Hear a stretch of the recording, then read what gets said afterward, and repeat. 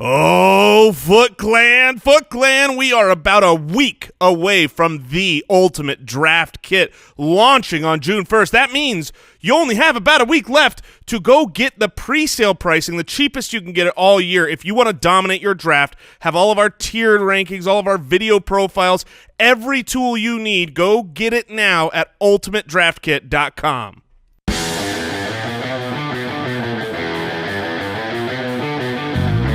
Welcome to the Fantasy Footballers Podcast, coming to you from Draft.com Studios with your hosts, Andy Holloway, Jason Moore, and Mike Wright.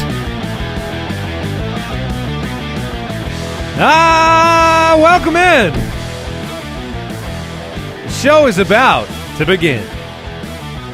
Tuesday, May 22nd, Andy, Mike, and Jason.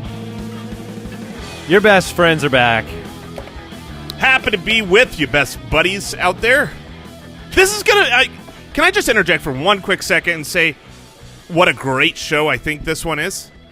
You can. Please do. I can't wait. Your show starting voice is like... I wish we lived in the era of the answering machines again, because I feel like you would be one of those guys that left one of those real goofy ones, you know? Oh, you always got to start with the... Hello?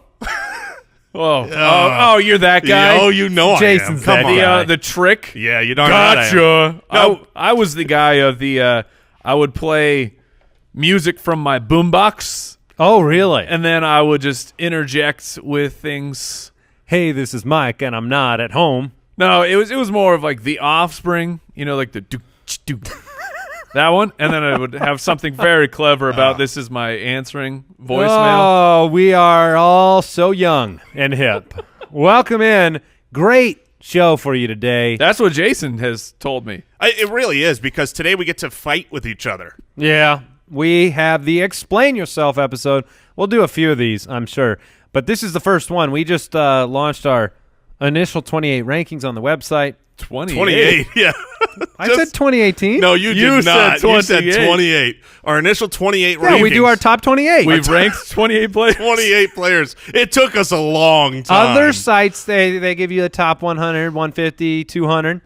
No, not us. Here. Not here. Not top 28. Would you rather have 28 great rankings or 200 meh? I'd probably take the 200, I have man. to go the 200. Yeah, well, you're not playing in my 3-player league, Mike. Fair. 8-team, 3 players each. All right. Well, that was a distraction there. 2018 rankings. What we did today was Brooks identified the outlier of the group for a number of players. So there are certain players that two of us might have them in a certain position in the rankings, and one of us has them completely different. And so we are forced to explain ourselves today. As we should. Yes. Yeah. We should be accountable to these. Jason? Oh, I can't wait to be accountable to these. I'm going to change your guys' minds on a couple of players that you've got ranked stupidly. Okay. We'll see. You're probably not going to change my mind, but maybe. I'll leave the door open. Here's something exciting. You can actually buy tickets to see this show live. Fantasy for the People tour brought to you by Draft. Tickets my friends, on sale now. right now. BallersLive.com. Oh, my goodness. I'm so excited for the live tour. We're going to be in Minneapolis on June 21st, Dallas, July 13th, kicking off the NFFC. We're going to be in Philly on July 26th. Then we're jumping over to New York City. New York City. On July 27th. And then back home, Phoenix, Arizona. We're going to close out the tour on August 24th. It is going to be sensational. It's going to be incredible. Inspirational. It's going to be Motivational. Ooh, motivational. I like believe that one. Jason just said sensational again. He did. Oh, is that what you led Yeah, with? that's what he led I'm with. such a loser. But you can see that loser live in Watch Minneapolis. me be an idiot in person. This is just something people say sometimes when they say, oh, tickets are going quick. But we got the ticket numbers today, and they're going very quick. Yep. Minneapolis, that first show at Cedar Hall on June 21st is filling up fast. So really, go get your tickets. Come hang out with us. Be a part of a live show. Skull hang out with Nation. us afterwards. Get it done. Jason's did doing the one skull clap. That's what you get. You get one skull clap. Based on how you rank Kirk Cousins, I think you owe them another 30. There we go. One more. All right, a reminder, signed Lev Bell, signed Alvin Kamara merchandise. We're giving it away free at footclangiveaway.com. Check it out. On Twitter, you can find us at the FF Ballers. Find us on YouTube if you want to watch the show, you want to see the skull clap live on not live, I guess. We might have something taped on YouTube. We might have something a little special and new for the YouTube audience today. Uh-oh. We'll just leave it there. That's it. true. That's true. Quick question of the day before we jump into explain yourself. All right, this one comes in off of Twitter. Ethan has a question for us. How much do you take into account divisional defenses when valuing an individual player? It's a great question because we just walked through each and every team as we each projected their entire offense, right? Every position, you projected them based on strength of schedule, things like that. So how do you value divisional defenses? You know, I really don't look at the divisional defense by itself. I feel like it is already baked into all of the strength of schedule that I do look at. Now, I oftentimes I break down the opening strength of schedule and I weight that, right? Because I want to draft guys that get off to a good start. I really care about those first 4 or 5 weeks. We're moving players around, trades, things like that, and I want people that have a good, opening schedule. So I think that when it comes to looking at the division, it's just kind of already baked into everything else I look at. I don't avoid, a Colt because he's going to play Jacksonville twice in the year, but I might lower someone, if their opening schedule gets started with Jacksonville followed by someone terrible. Yeah, that's interesting. There have been teams in the past, right, like Seattle of yesteryear, and Denver has been that in the past, and Jacksonville kind of takes the cake this year on how much of an impact they've had on opposing quarterbacks, where I do think about it. Now, the only thing I guess I would play devil's advocate to your early season schedule thing a little bit. Okay, let's hear it. And the devil's advocate isn't so much when it comes to Denver and Seattle and Jacksonville and these teams that we really know. Like, we know Jacksonville's going to have a great defense, right? Mm-hmm. How confident are you? 100%. Yeah. Okay. But the early season schedule, outside of these guaranteed and with the turnover of defenses, that's the period of time in which you actually have the least track record to know which defenses have gotten better and gotten worse. So I think it might be, Certainly. It can be one of those things where it's good to plan that way. So I would avoid, a player that's going to play Jacksonville twice in the first 4 weeks or something like that. But at the same time, I wouldn't overemphasize it either. No, I mean, despite what I said, you're actually preaching to the choir. Because when I look at opening schedule and even strength of schedule on the year, I really only care about those top 5 and bottom 5 defenses. That's the way to think about it. Those usually have a much higher chance of repeating year over year, especially when you're looking positionally, which is how we look at it here. We don't just look at, like, how good was their schedule and how did they do. We break down, how good was this team against this position on a week-to-week basis. And, I look at the top 5, bottom 5. And, I like Eli Manning to me this year with the weapons they've gathered. Whew. I mean, he looks like he's a great late-round value sleeper. 100%. Completely undrafted. But I'm also never going to draft him in a normal redraft league because he starts off the year with Jacksonville. So I'll scoop Eli up off of waivers, after week 1. Yeah, I guess the answer, to give an answer to the actual question, would be as a tie-breaking type of equation. Because you factor so many things when drafting a player. I've talked about the fact Patrick Mahomes, I like him as a sleeper quarterback. But I acknowledge the fact he goes on the road to Los Angeles to play the Chargers week 1, goes on the road to play the Steelers week 2. Those are 2 tough opening season matchups, and it's worth, letting that be the tiebreaker. Because if you take a guy with the 14th or 15th pick in your draft and they bomb the first 2 weeks, you're probably going to end up dropping them anyway. You're not going to be excited about what you got. Yeah, I don't generally, in division, I'm not going to freak out about one team. Where I let things like a tiebreaker come into play is when there's 2. So I would prefer my players are not playing against the Chargers DBs and playing against the Broncos defense. Of course, that's not going to stop me from drafting Tyreek Hill at the proper spot in the draft. But you get on the fence about guys like Derek Carr, right, in that division where you're like, okay, what's the probability of him having a bounce back year? And all of a sudden you have to stack two of the top defenses. 4 games against 2 great defenses, and the Chiefs should be fine because I believe in Andy Reid. I know they've had a bunch of turnover and everything, but you're talking up to what it was at 6 games. But for sure in that division against the Chargers and the Broncos, those are going to be 2 excellent defenses in my opinion. Yeah, fair enough. Make sure you subscribe, review the show on Apple Podcasts and wherever you're listening. Check us out on Instagram, instagram.com/fantasyfootballers. All right, guys, it's time. It's time to make your case. All right.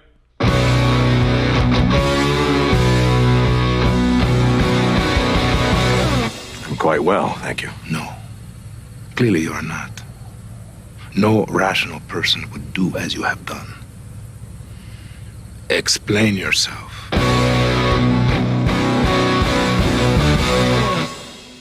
I really, really enjoy that drop.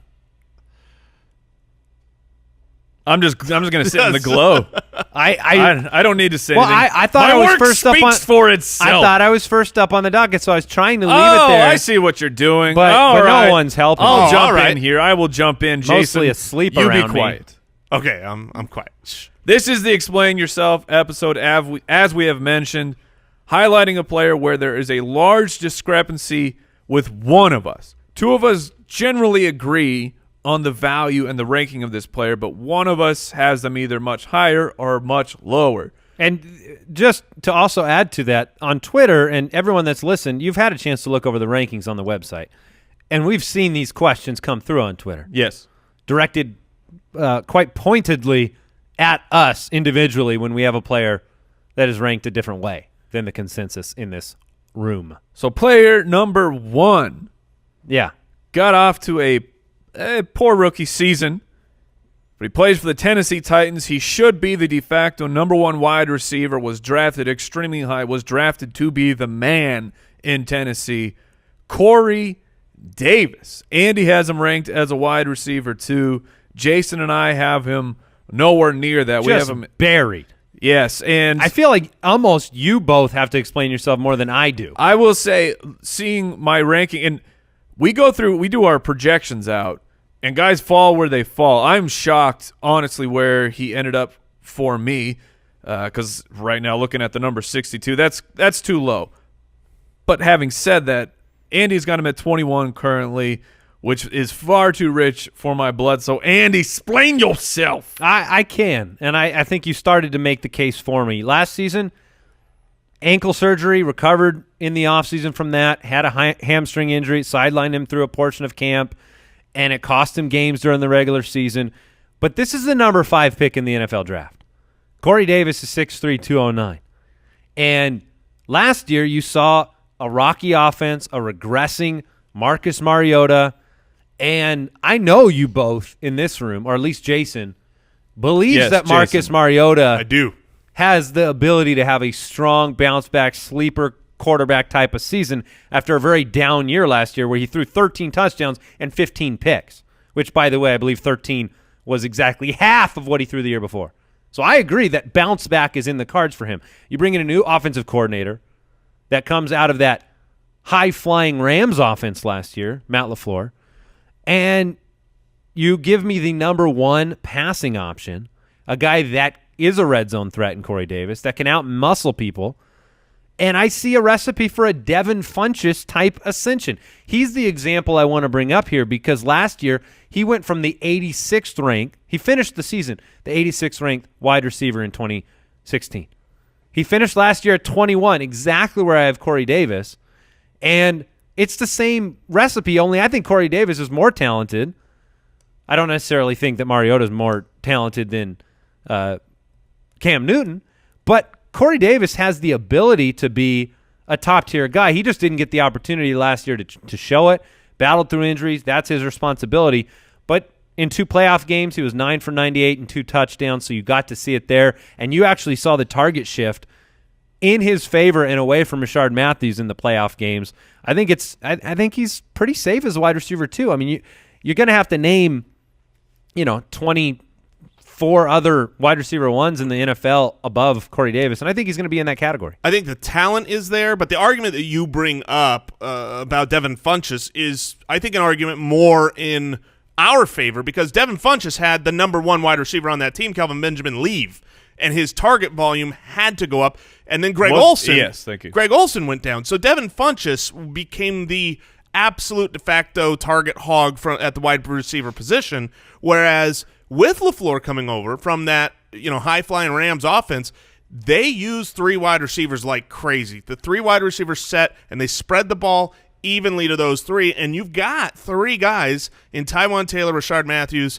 and so I am high on Mariota, and you might say I'm a little bit low on Corey Davis. I think it's because this is going to be an offense that spreads it around, and he won't have the opportunity to end up with the 120, 130 type targets. That's my issue with Corey Davis. Does he have the talent? Yes, but the opportunity, I'm not sure he's going to be able to command. Who's the number 1 target?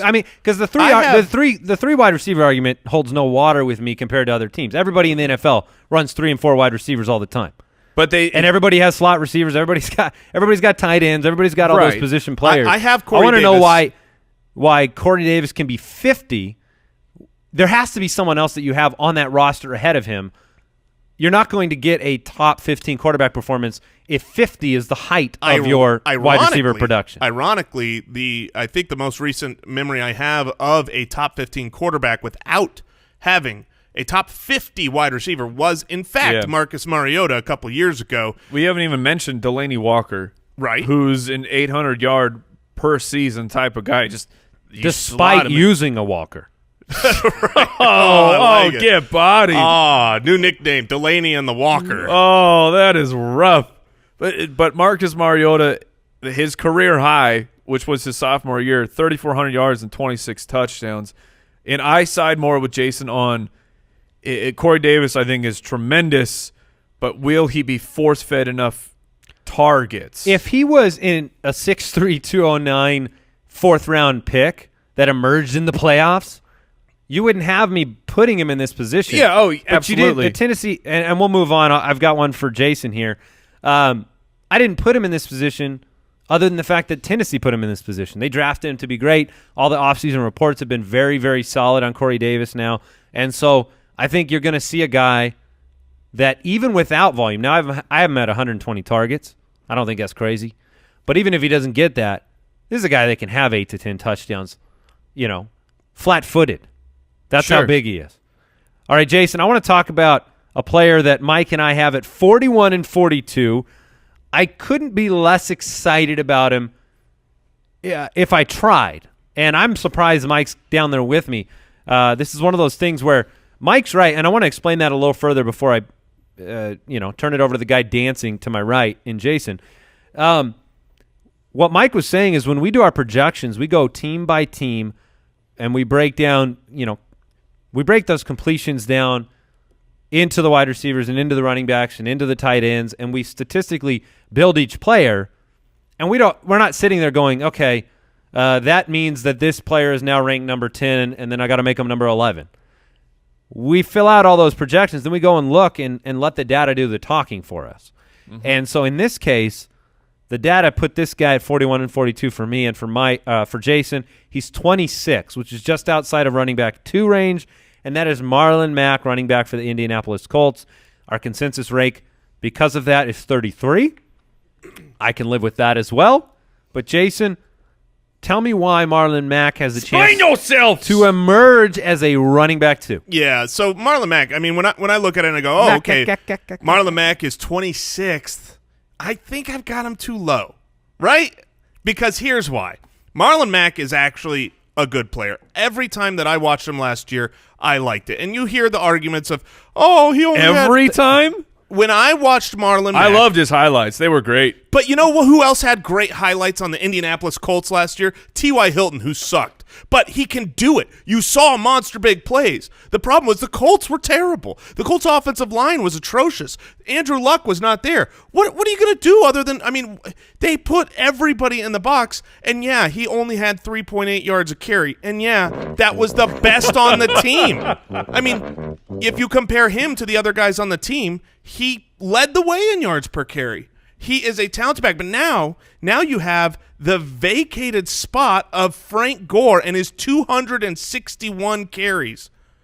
They've got to go somewhere. If Andrew Luck is back, Marlon Mack's going to be a steal in drafts. I realize. Did you say Paul Perkins?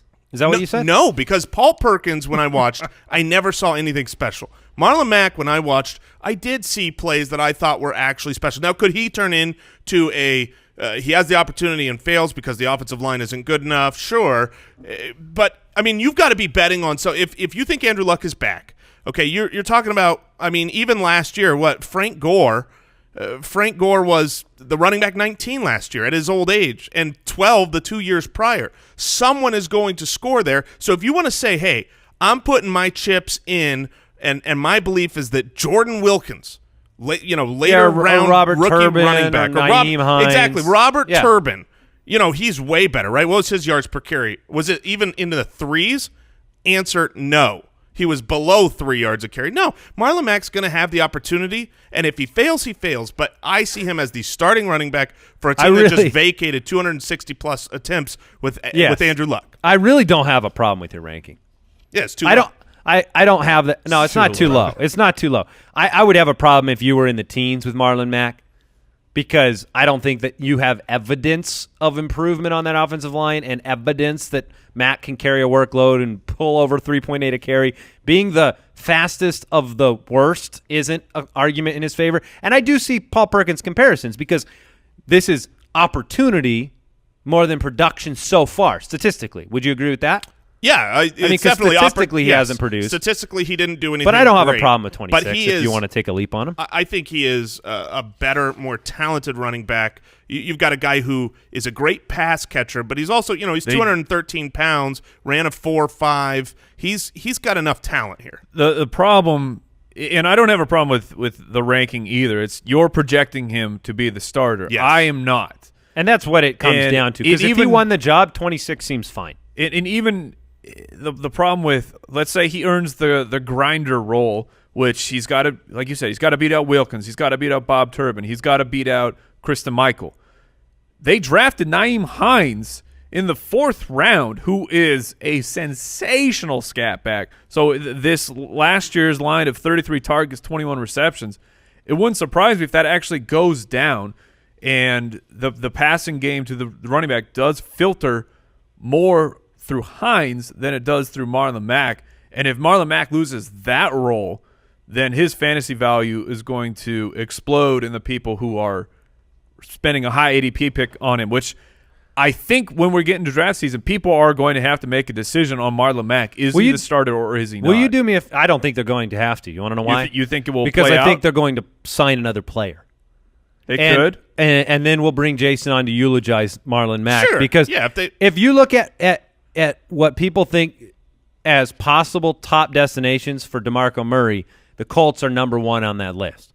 It's the Colts, the Seahawks, maybe the Saints to cover for Mark Ingram those first 4 weeks, Baltimore, Denver. Those are the teams that would put but right now, he's got as good of a chance to win the job. So I don't really have that much of a problem with it. I think I'm with Mike. I just projected him not to be the starter. Mm-hmm. You projected him to be the starter, and that's probably where he'd be if he was the starter. Yep. Fair? All right. LaShawn McCoy is on our wall, gentlemen. Oh, he is. A signed LaShawn the McCoy person. Jersey. Oh, no, not the person. No. We hired him. Generally, I'm glad we hired him to hang on the wall. I thought maybe hang out here. Went a different direction there. Very scary. Oh, no. He's not stuffed or anything. No. There is a signed LaShawn McCoy jersey on the wall from pristineauction.com, the absolute best place to find signed sports memorabilia. I want to run back some of the sales from yesterday.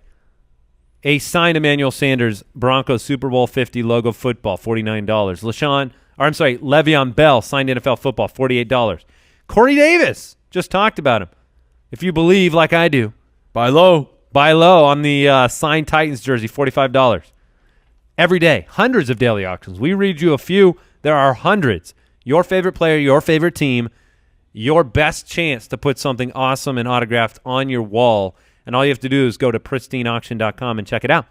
Let them know that the Fantasy Footballers sent you, and check the daily auctions. We want to thank SeatGeek for sponsoring today's show. Buying tickets to sports and concerts can be complicated and confusing. There is a better way. You buy with SeatGeek. It's the smartest, easiest way to get tickets to every type of live event. They do all the searching for you, ladies and gentlemen. I ain't got time. I ain't got time to do all the research when I just want to go to a game.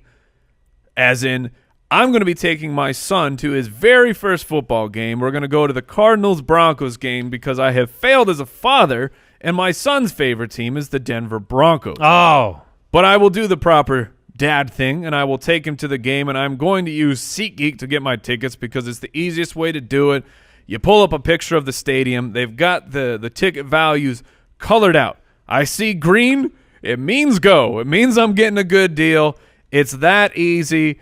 And right now, our listeners can get $20 off their first SeatGeek purchase. Just download the SeatGeek app. You enter that promo code Footballers today. That's promo code Footballers. You're going to get $20 off your first SeatGeek purchase. Ticket buying has never been easier than with SeatGeek.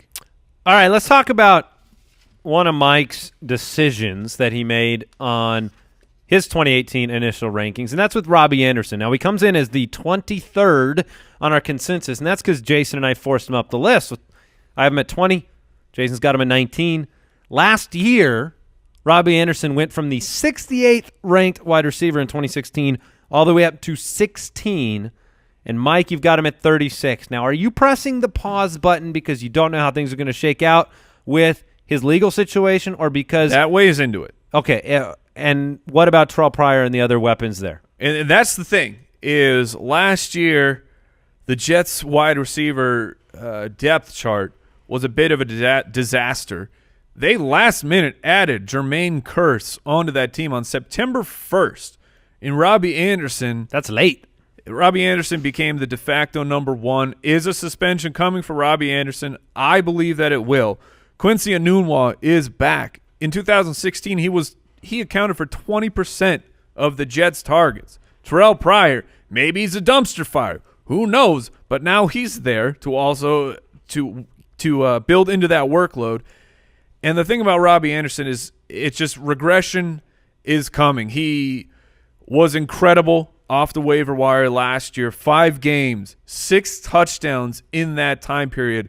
And I'm talking consecutively. So you felt the impact of Robby Anderson. I just truly believe that for an undrafted player, the regression is coming. That Jermaine Kearse now has a full offseason to get acclimated in. What's going on with the quarterback? Josh McCown? Is it the rookie? Sam Darnold? Is it the Lego figurine? I don't know. So there's just so many things. Talk about blockhead. There are some. That's so mean. I know. There are so many things up because he's so strong. Though. Up in the air. I like your positive spin there. That I'm just not ready to go in on Robby Anderson being a wide receiver too. I think those are valid arguments. We have to remember he is very fast, very tall, and he had problems in college. That's part of why he went undrafted. He's got problems now, but the reality is he's very talented, and I think Sam Darnold is an upgrade over their inevitable backup situation because we all know Josh McCown cannot play 16 games. Truth. So, I think that's why I ranked him a little bit higher. But if I were to scroll back here on my show notepad, I can show a note. Scroll. You're scrolling? I can show a note here that I had from my last episode. Oh, that's Robby Anderson arrowed down. Robby Anderson arrowed down. So I do agree that the fact that he was thrust into that wide receiver 1 role, now he's going to have to re-earn it. So it's a little tough for me to give him – I have him right now with 125 targets, whereas, I've got like Quincy Enunwa, I think, at 88 targets. So I should think add it needs to balance out a little bit more. The purpose of these shows isn't simply to debate one another. It's actually, in the case of someone like Robby Anderson, these are polarizing players to rank.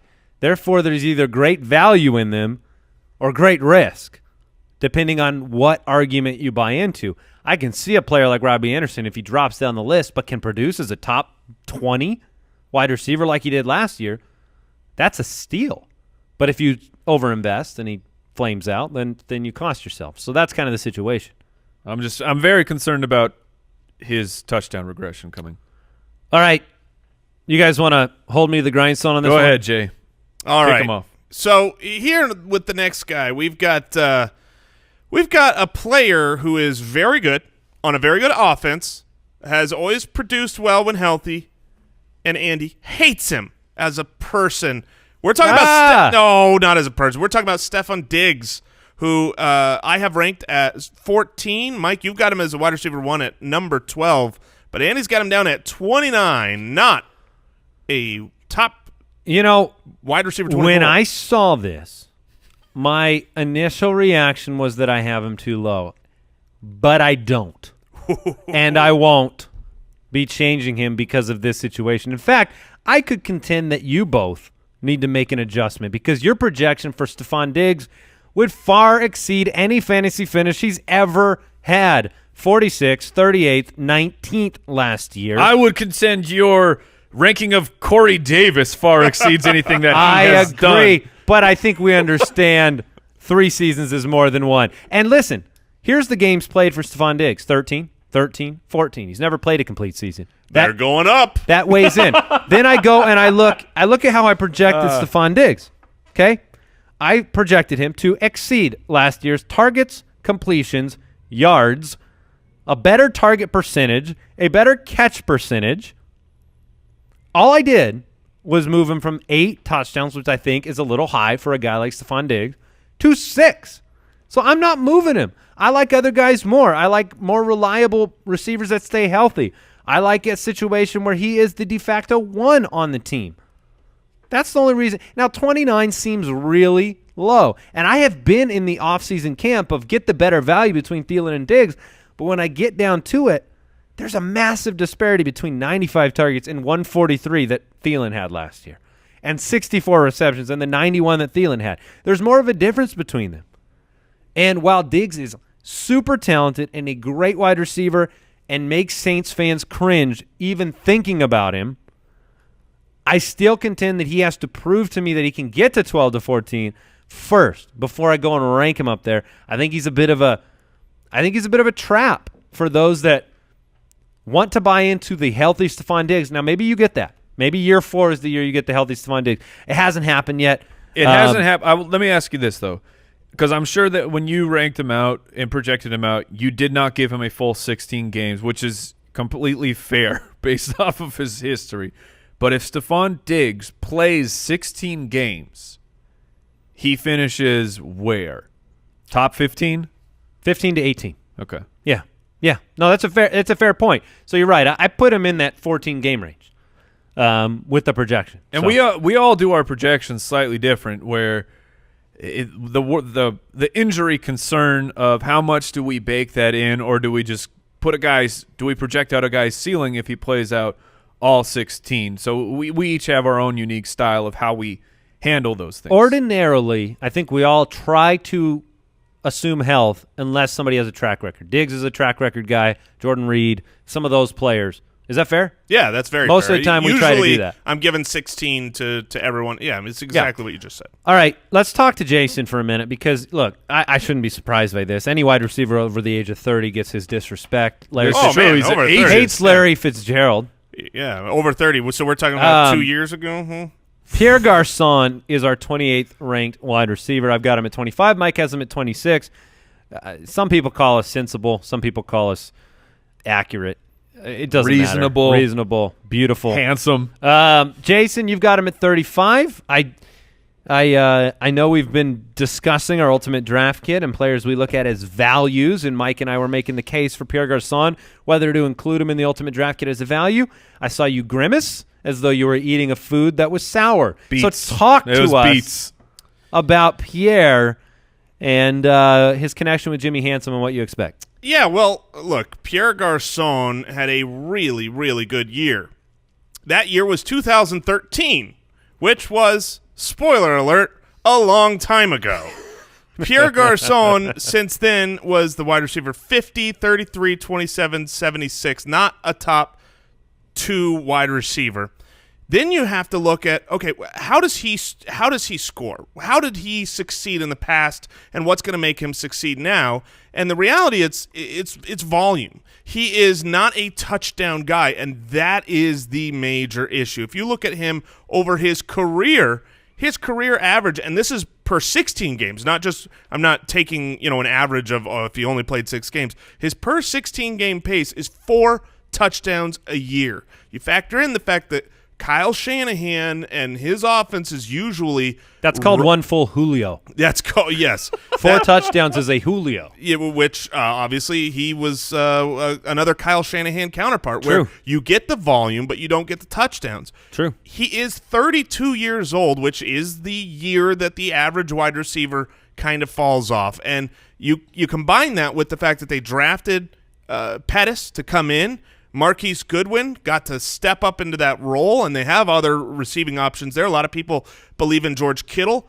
I don't see Pierre Garçon on this team all of a sudden outdoing his, at age 32, he's going to become some kind of touchdown monster or, be able to produce enough to be a top 24 wide receiver. It's not going to happen this year. I mean, I'm very confident that he will not be a top 24 wide receiver, and that's nothing against Jimmy G. I think Garoppolo has a good year, and I think for NFL purposes, Garçon has a good year. He might be a good weekly DFS Mike and I play. completely agree. We have him at 25 and 26. Yeah. All right.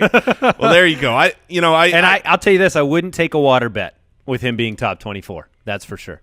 Yeah, So there are some things that he's got great hands, but I don't have any hands bonus leagues. Look, 2 years ago, he played the full season. He had a great quarterback named Kirk Cousins. He went over 1,000 yards. Yes, he only had the 3 touchdowns, but he was over 1,000 yards. That's what he does. Last year, he was literally on pace for 1,000 yards because he had 500 yards in 8 games, and he was Before the injury. And he was playing with a trash bag at the quarterback position in Brian Hoyer. Now he has a very handsome man who throws very handsome passes. He's still the number 1 on the team. When San Francisco robbed a bank, they went to Fort Knox and just grabbed as much gold bullion as they could possibly grab, and they gave it all to Pierre Garçon. They knew how old he was. They knew what he didn't hide it. This wasn't a Cameron Artis-Payne birth certificate situation. They knew how old Garçon was. They knew what they were getting into. He's going to make what, $600 billion. $7 million again this year. I think San Francisco knew what they were doing with Garçon, and he will still be the number 1 guy. Dante Pettis as a second-round pick. We'll see. That's what it comes down to, is the number 1 thing. And the reality is at least Garçon isn't a player that – look, you gave his long history of not scoring touchdowns. You're not going to – his age isn't going to steal away a high, deep play situation from him. He's a hands guy. He's an Anquan Bolden. With Bolden out of the league now, but without touchdowns. Anquan Bolden minus the touchdowns. Correct. All right. Correct. That's fair. Derrius Guice, Mike. It's time to explain yourself. Yes. Mike's got him at 17, taking the leap on Derrius Guice. Got him at 27. Feel good about it, Mike. You got him at 17. Jason, 24. Explain yourself. Well, it's harder to go off with rookies, of course, because what did you do last year, Mike? Exactly. He did not have any yards for the NFL. Rookies are what are you doing over knocking things over? I attempted to throw an aluminum can. Let me ask you this. Yes. We are recording. I've never done that We're before. recording an audio program. In your life, in your history, have you ever thrown an aluminum can and had it be completely silent? I was hoping for the first time. It's the loudest material in the history of the world. The irony is, I bet you it didn't even show up in the audio. But I had to left-hand it up over a startled curtain. me. It was great. But Normally I have a mug. This all went to crap. Don't throw your mug. No, those break. I don't normally toss those. Who are you even talking about? We're talking about Derrius Guice, starting running back for Washington, because that's how I am projecting him. I get that Chris Thompson is there for the third down work, but Alex Smith doesn't just throw to his running backs on third down. Derrius Guice is going to be the thumper for this team. Their offensive line was marred with injuries last year, at an unbelievable pace. They had the Arian Foster's brother trainer situation. Oh, we're bringing him back. Yeah, that was a low blow. But their offensive line back to health, back to a pretty strong unit. And I am buying into what Gruden is saying in Washington. But what he's saying is that he is the first and second down back, but that they're not going to rely on him to be a receiver. That's where my issue comes on third down, here. And that's fine. My issue, but when you say that he's not going to be the third down back, that we've got Chris Thompson, that doesn't mean that. That's not literally saying third downs, Chris Thompson comes in, first and second downs, he doesn't. It's saying the receiving role. That's synonymous. Well, Rob Kelly was productive. But not number necessarily 17 in the passing game. No, not in the passing game And at all. My point whole- is, even first and second down can be productive. There's been, I don't even remember the last time that, what do we got to go back to, like Clinton Portis? Did he receive the ball when their starting running back for the Washington Redskins was a pass catcher? Because if you look last year, if you say, okay, he's got a chance to be a top 20 running back for Derrius Guice. Last year, the only guy with fewer than 35 targets at running back. Oh, he'll get 35 targets. See, I don't think he'll get 35 at all. Oh, it's Jordan Howard was Alex the only Smith. one. Right, and I think that Derrius Guice is a better talent than Jordan Howard. I feel like Jay Gruden is like my mother. That's a strange. You're You're going to have to explain yourself. Because every time I go over to my mother's house, she's repainted a room. And we've been through Matt Jones, Rob Kelly, Samaje Perine, and here's Guice. Is he ever going to be content at the running back position? What does he actually expect from this? Because every offseason he's repainting his backfield. And I that's why he's down for me, is I don't know where his loyalty really lies. It's not like he didn't draft Perine. 4th round pick, though. They're talking. Wasn't there a time when him and Rob Kelly were skipping through the park together? Yeah, undrafted, free Robert Oh, an Kelly. undrafted skip through the park? Yeah, Okay. it's not as delightful as you would imagine with a 2nd round pick in 2004. That's where the similarities end with him and my mother, by the way. She wasn't a 2nd round pick? No, Jay Gruden and my mother. That's what I'm saying. In 2014, Alfred Morris had 265 carries, over 1,000 yards, and 8 touchdowns with Jay Gruden as the coach. You're talking, okay. So now we've been your through number, 5. Well, I'm just saying, your target number was 35. Alfred Morris got 26 targets. Alfred Morris. Derrius Guice can actually catch the ball. Wait, 26. That's Yes. my number was 35. Right, but my point is Alfred Morris can't catch the ball. Derrius Guice Neither can Derrius Guice. Yes, he can. Well, Yes, he can. Okay. He was not fully utilized at – that's what do you believe? Sure. Yeah. In LSU, they don't pass to their running backs. But my film study of Derrius Guice showed me enough to say Derrius Guice can catch the ball plenty fine when Alex Smith is going to give him check down targets, and he's a stud at the position. It's more than just me worrying about Chris Thompson taking everything in the passing game and on third downs. Yeah, I just don't believe that Washington and Gruden utilizes that banging running back in the passing game at all. I mean, Perine last year had 22 targets. Rob Kelly had 7. They combined for 29 with, if you had one healthy player. I just don't believe that the targets will be there for guys who didn't catch the ball at LSU, regardless of whether he could or could not. And he clearly did not. I mean, it doesn't seem like that's what he was drafted to all of a sudden utilize that talent. They drafted him as if he's the player that he was in college. And that was behind a lot of other running backs. Well, what if Chris Thompson goes down? Well, I guess that's fair. Also Chris known Thompson as what will if Chris cause- Thompson Also plays win. an NFL season? When will Chris Thompson? Well, Chris Thompson went down last year, and Samaje Perine still only had 22 targets. And There you go. That's Interesting. All right. You guys are telling me Emmanuel Sanders is going to be good again. yeah. What? Yeah, duh. You're like, hey, this dark chocolate candy bar is delicious. It's really Hey, difficult. That's weird. Why do you think sugar's good? You're like, I had one. This one chocolate bar I had was really bad, but every other time I eat it, it's very good. Like Emmanuel Sanders. Yeah, except is it going to be old Emmanuel Sanders or new Eric Decker and new Jeremy Maclin. That's the concern that I have with Emmanuel Sanders and Didn't change teams. and the career situation. Analogy is void. Not no, void. not accepted here. Changed quarterbacks, and I think you saw – how many of you believe that what you saw from Keenum last year was the new normal for Keenum? Me. I do. I said it all last year. Or anomalous in 67% completion percentage? Mike? The completion percentage up at 67 is whatever. But Case Keenum has – That's right. I'm not asking Jason. Case Keenum, in my opinion, has shown himself to be a competent quarterback in the past. And then you have an entire season of being thrust into the starting position, almost taking your team to the Super Bowl. I believe in Case Keenum. I think he's a massive, massive upgrade over what they had last year. Yeah, and that's fine. And that's fine. Sanders could bounce back. I lean on the side of, last year it was a struggle, right? I mean, he finished 61st.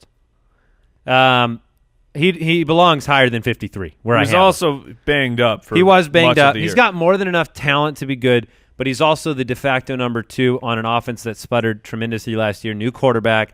Defense is going to be what wins that team ball games this year. I don't think it's going to be on the arm of Case Keenum, and therefore I don't think I want to take the, number 2 on that roster where people have been very disappointed. The number 2 was coming off of 3 straight 1,000+ yard seasons. Yeah, everybody eventually comes off of them. My point, obviously you believe he returns to that stratosphere, and I believe that he may have seen his best days maybe behind him. My point was just, as the number 2, he's had great success. Yeah, Yes. and a lot of number 2s have, Mike, and a lot lot of of number 2s have not. I'm always successful. And then with my there's number Eric 2s. Decker and Jeremy sometimes Maclin. they're really good for you. And the only questions that I have, I've got Very two, cleansing. Yeah, I've got 2 those number 2s are, they really relieve you when you draft them, and they do can well. be relieving What are for we your doing? roster. So I've got 2 questions. Question 1 is, Oh, we're going to talk about another one. does Jared Cook. anybody know who the all-time history of the world leader for passing yards is in college football? I do. History of the world. Yeah. Yeah, it's Case Keenum. Oh, it is? How many question. fantasy points do you get for collegiate second question. statistics? 'Cause Well, for my love of Derrius Guice, hopefully a lot.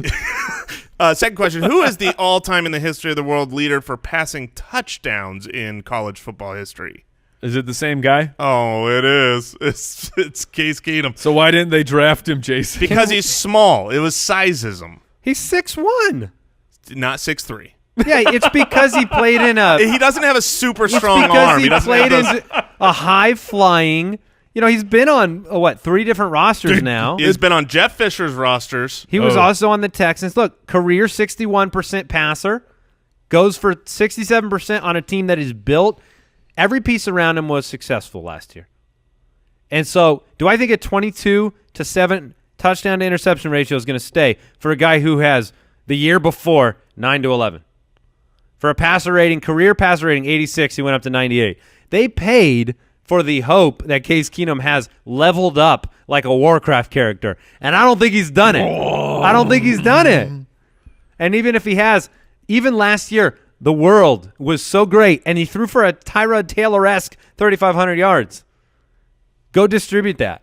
I'm not feeling as cozy about the number 2 option. That's why I've got him ranked where I do. Again, risk-reward candidate. You guys like him. Maybe he's a steal. But first, let's talk about Jared Cook.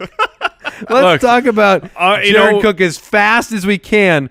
I can't even hate this one, Jason. Oh, good. I news. can't. You don't hate it? No, I don't. And Mike and I have him at I don't 21 know. and 17. Jason's got him at 11, or as I like to call it, tight end 1 category. I don't know if I can look in the mirror and look myself in the face and say I'm okay with it.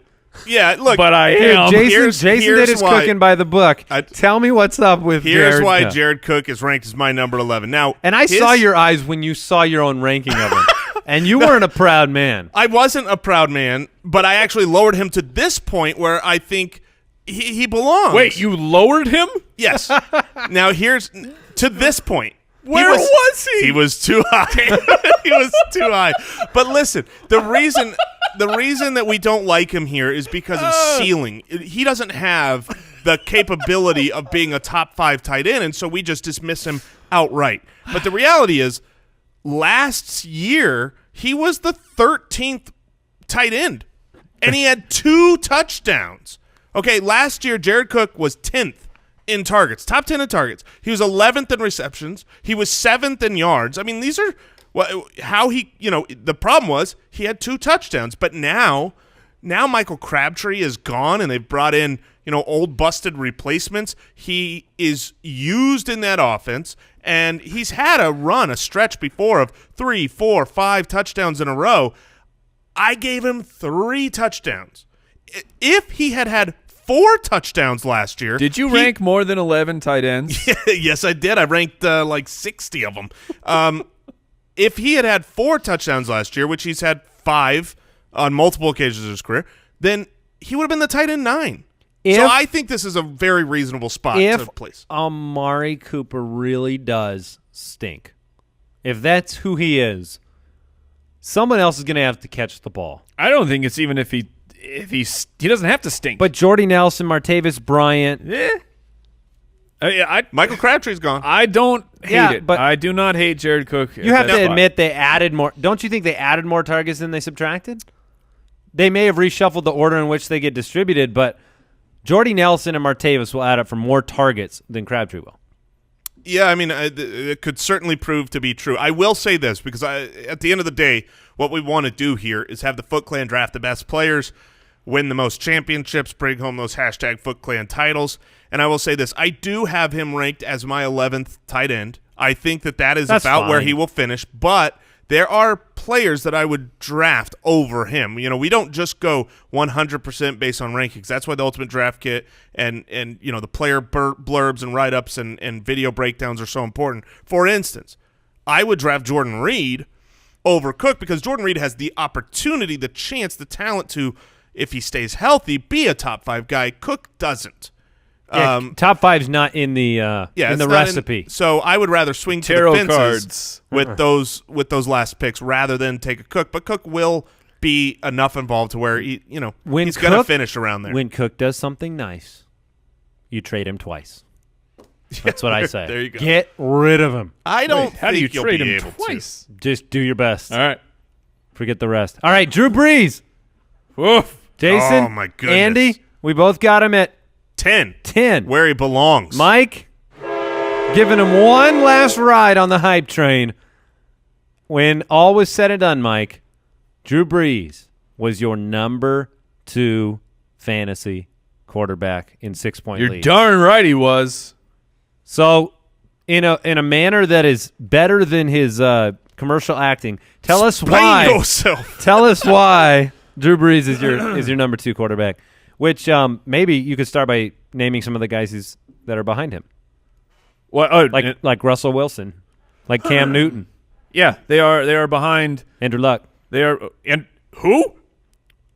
Andrew Luck? That's the guy you're going to go with? Yeah, that was not There are a lot of guys you could have said. Carson Wentz. Yeah, I have Drew Brees, and I would rather have Drew Brees over these guys. And it breaks down into a couple different arguments for me. The Saints' pass touchdown to rush touchdown ratio has last year you had an anomalous 1-to-1. That just does not happen for Drew Brees teams. In 2016, 2.3 passing touchdowns per rushing touchdowns. 2 the year before that, 2.1 the year before that, an incredible 3.9 to 1 rushing touchdown in 2013. I'm not calling for that. Then you have his actual touchdown rate. His career touchdown rate is 5.3. So every time he throws the ball, you have a 5.3% chance of that turning into a touchdown.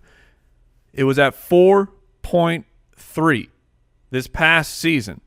I think that absolutely you see positive regression back to the mean for Drew Brees. You can look at his deep passing. He was still sensational. He was 13th in deep passing attempts, 4th in deep passing completions. There were 5 passers that had 30-plus deep completions, and 3 of those 5 guys had 10 or more touchdowns on those passes. I'm talking Alex Smith, 33 completions deep, 12 touchdowns. The guy you mentioned, Russell Wilson, 33 completions deep, 12 touchdowns. Stafford, 30-10. Then you go down to Drew Brees, who had 33 deep completions and 5 touchdowns. That's called an outlier type of situation. Now, you want to bring up the defense. Okay. Drew Brees has actually played with some good defenses. In 2010, his defense was 7th against points, 4th in yards. That Super Bowl year, by the way. That season, that's when they win the Super Bowl. Sure, but that year when his defense was great, 448 completions, 4,620 yards, 33 touchdowns. Let me ask you sincerely, not as an argument. Sure. Sincere question. I thought I'd have Drew Brees ranked higher. When we were doing pre-ranking discussions, it was Jason we were making fun of for ranking him so low, and I ended up tied it with him at 10. How do you reckon? I understand the outlier of percentage of passes to touchdown. How do you reconcile the massive reduction of attempts last year? You can call everything else an outlier, but last year he attempted 536 passes. The year before was 673. That is 8.5 attempts fewer per game, 137 fewer on the season. It's easy. That's the issue. I can answer it for you. It's very easy. They were a good team. They were a bad team before. They were losing games. They had to throw. And sadly, for your argument, they're going to be a really good team this year. Right, but like I was saying, is he's played with good defenses. In when 2000, he was, 34? Drew Brees is – I've gone through the numbers. Drew Brees is still incredible. He has not lost anything. In 2013, his defense, 4th against points, 4th in yards. I believe he had the best yards per attempt of his career. In that year, when he had a top 5 defense, over 5,000 yards and 39 touchdowns. And the running game was sensational. Who gets the uptick while Mark Ingram is gone for 4 weeks? That is, I think, is fair. Look, if you draft Drew Brees and he gets off to a hot start, I can tell you right now I'm going to be recommending that you trade him because I think trade him twice because I think when Mark Ingram is back, you're going to have them succeed more running the ball. Their defense is great. They traded a first-rounder next year to trade up more into the first round and get the defensive guy that they thought was their missing piece. You know, Drew Brees, he might have finished on the end of the year as a good quarterback, a quarterback one this last year, but he sucked. Yes. If you had him, you didn't make the playoffs. He sucked. Let me name guys last season who had a higher percentage of their games finishing as a quarterback one, which you really have to have them finish as a quarterback one on a weekly basis. To be number 2 overall. Eli Manning, Trevor Siemian, Blake Bortles, Andy Dalton, Josh McCown, Jared Goff, Carson Palmer, Matthew Stafford. Carson Palmer? This is, I guess that was. Well, percentage based, whether he got hurt or not. Right. He's 7 games. He cheated a little bit, yeah. but that's okay. It's not cheating. It's percentage You of did games do the played. right thing in that argument, though, Mike. Ignore all the other Trevor Siemians and bring up the Carson Palmer. But yeah. It's percentage of the games that they played that they finished as a quarterback one. We got to move on, but I will say this. He starts the season against the Bucs, the Browns, the Falcons, the Giants. There's opportunity for him to get off to a hot – and those are the 4 games without Ingram. That's nice. My point is that's really a nice schedule without Ingram. He may end up number 2 through those first 4 weeks. Even if you don't buy into him as number 2 over the season, that might be your time to cash in on Drew Brees if you think they're going to return to the running offense. The worst part is I wish – and Mike does have him at a merciful number 4 in 4-point leagues, just so that the world knows. Cam and Russell Wilson are above him in 4-point leagues. All right, the last one here before we close it down. The last name on this list is, and this is a common theme in all of mine. I think you guys are both crazy. No, I mean, and this one is, I think the argument honestly presents itself for me or for you, for both of us. Just the split of the fantasy finish for this player. Running back, the aforementioned, very suspended for 4 games. Very suspended. So suspended. More than Mark Ingram.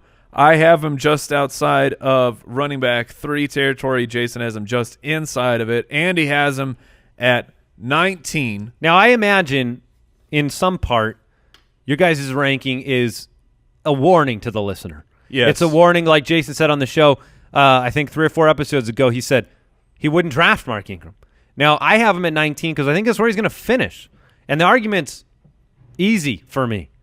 He was 15th and 13th in fantasy with 13 and 12 games played a couple of years ago. The last 2 seasons where he did play 16, he finished 9th and 6th with a full slate. So you had a 13th finished with him at 12. I think they need him. Was Kamara on that team? No, he wasn't. Yeah. But they've already come out and been very vocal about their willingness to their lack of a willingness to over encumber Alvin Kamara carry-wise.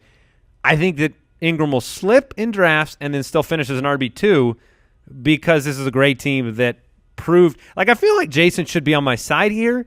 I've always been the Ingram truther. He's a great player. Just because of the previous argument about Drew Brees and what made them a successful team. If that template's to be followed, you just subtract 4 games from Mark Ingram, and I didn't put him in that 15th and 13th where he has finished with only 12 and 13 games played. I put him at 19. I feel cozy, comfy. I feel like it's an easy argument. Yeah, I think with Kamara encroaching in on the total carry counts as the argument that you laid out, Andy, and your case for Kamara before the suspension, if that starts shifting and they have much more of an even carry split, then you lose 4 games. And then you have to I don't want to say this because it sounds like a joke, but you have to keep in mind he tested positive for PEDs. Right. He had something that the NFL thought helped improve his performance. How did Doug Martin do when he got back off of his, suspension for Adderall that he thought, that helped him, gain an advantage? He didn't do his cooking by the book. He did. So, lazy. There's a lot of reasons for me to believe that this could be the beginning of the end for my main man, Mark Ingram. Wow. I don't like saying it. I don't like believing it, but, he's not at the favorite age for running I will say that backs. he's not happy either about the contract. Yeah. If you notice that. Because he's in a contract year. Is that correct? That is 100% correct. He seems like no matter how many extensions he signs, he's always in a contract. Yeah. Last year he might get out of the contract, make it a contract year. Most players are either in the state of being unhappy with their contract or, about to have to sign a new one anyway. And it's even when he gets back, like you said, with the contract situation, I think the right thing for the Saints to do is you insert Mark Ingram right back into his normal workload. There's no guarantee that Sean Payton is going to do that. Maybe in these first 4 games, Jonathan Williams or someone else emerges. There's a name to remember, by the way. Jonathan Williams, former Buffalo Bill running back. Impressive numbers and then cut. Yeah. Dealt with some off-the-field stuff. If he comes in and he's hot for 4 weeks. Or Boston Scott. Right. They drafted Boston Scott. Little bitty baby Boston Scott. There's just, with the way that they have treated Mark Ingram in the past, there is no guarantee he slips right back in to being the 1B. So you baked all that risk into that ranking. I did. All right. You know who I love? Who do you love? I love the Foot Clan. I love the Foot Clan. You want to know why? Why? They're incredible. They're awesome. Great And you know where they hang out? They hang out at jointhefoot.com, our official online community. Hey, we hang out there. We do. And you can find everything that you get from being a part of this community at jointhefoot.com, including access to exclusive footballers-only leagues, footballers-only episodes, discounted Ultimate Draft Kit, things like that. Check it out at jointhefoot.com. And you know what I'm going to do for the Foot Clan? Oh, what are you going to do? We're going to do a little bonus. Oh. You ready, Mike? Get them pipes. Get them pipes. Mini Ladon. Loosen them up. Oh, what? Mailbag. We're going long. We're going a little long today, all right? Extra innings. We have, oh my gosh, a baseball reference? You, sir, should leave this I set apologize. immediately. Pine tar. Wait, of all the base... Never mind. Never mind. That's enough baseball. If you have a question for this podcast, we're here to help. Go to the website, thefantasyfootballers.com, click the Submit a Question button, or dial our voicemail hotline, 302-464-TFFB. Here's a voicemail question. Hey, guys. It's Doc in Atlanta here. You've got Jordy Nelson tied with Ted Ginn at 59? Really? Jordy is not that big of a playmaker entering this Oakland offense? You think he's really going to just be a non-factor? I don't know. And I think Ted Ginn should be a little higher. And my last thing is, there's not even a 55 on these rankings. What gives, guys? Oh, because our players are tied at 54. 55! Oh! It's like the floor in the hotel that doesn't exist. You skip from 54 to 56. Yeah, the 13. It's the hidden floor. I mean, it's the hidden ranking as well. Do you want Jordy at 55, Mike? Can we do it? You think we can pull some strings? I'll give him like Maybe. 3 more yards, maybe break that Look, tie. if Jordy's the starter, he doesn't belong at 59. I think this is kind of like a pause. I see him There's as a tremendous starter, value. and I still have him at. Why give Jordy Nelson no respect here and give Michael Crabtree respect moving to Baltimore?